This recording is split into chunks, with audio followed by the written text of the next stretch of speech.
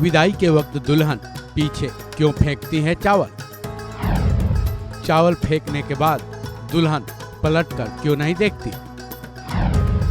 शादी से जुड़ी इस परंपरा का क्या है मतलब? भारत में हर क्षेत्र के हिसाब से हिंदू वर्ग में शादियों से जुड़े नियम बदल जाते हैं, लेकिन कुछ ऐसे नियम हैं जो कि नॉर्थ इंडिया में समान ही है। बिहार यूपी के पूर्वी इलाकों में शादी से जुड़ी दो नियम ऐसे हैं जो कि तकरीबन सभी जगहों पर देखे जाते हैं। पहला ये है कि विदाई के वक्त दुल्हन अपने पीछे की तरफ चावल फेंकती है। वहीं दूसरी परंपरा ये है कि चावल फेंकने के बाद वो अपने पिता के घर को पलटकर नहीं देखती हैं। एक और भी रूल है कि शादी के बाद पिता अपनी बेटी की हाइट की रस्सी अपने घर में रखते हैं। सवाल ये है कि आखिर ऐसा क्यों किया जाता है? जाहिर है परंपराएं बेवजह नहीं बनती। पुराने जमाने के लोगों ने बड़ी सोच विचार कर परंपराएं बनाई थी। हालांकि अब के लोग परंपराओं का निर्वाह तो खूब करते हैं, लेकिन उसके पीछे की वजह शायद ही जानते हैं। तो चलिए जानते हैं आखिर ऐसा क्यों किया जाता है। शास्त्रों में बेटी को लक्ष्मी का दर्जा।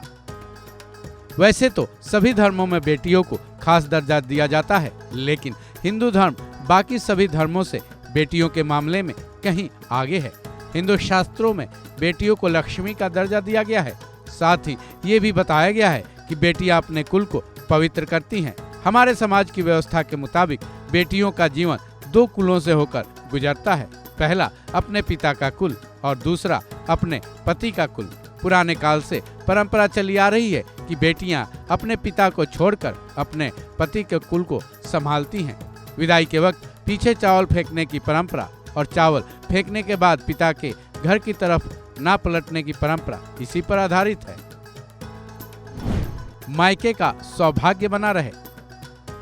मान्यता है कि जिस घर में बेटियां वास करती हैं उसके साथ उनका सौभाग्य भी रहता है। जाहिर है इस मान्यता के मुताबिक बेटियां जब अपने पिता का घर छोड़कर अपने पति के घर जाती हैं तो इस बात की आशंका रहती है कि वो अपने साथ मायके का सौभाग्य न ले जाएं। ऐसे में पिता के घर में अन्न और धन की कमी न हो, इसलिए विदाई के वक्त वो अपने पीछे चावल फेंकती हैं। साथ ही जब वो अपने ससुराल जाने लगती हैं तो अपने पिता के घर की तरफ देखती भी नहीं। और तो और पिता अपनी बेटी की हाइट की रस्सी भी अपने घर में ही रखते हैं।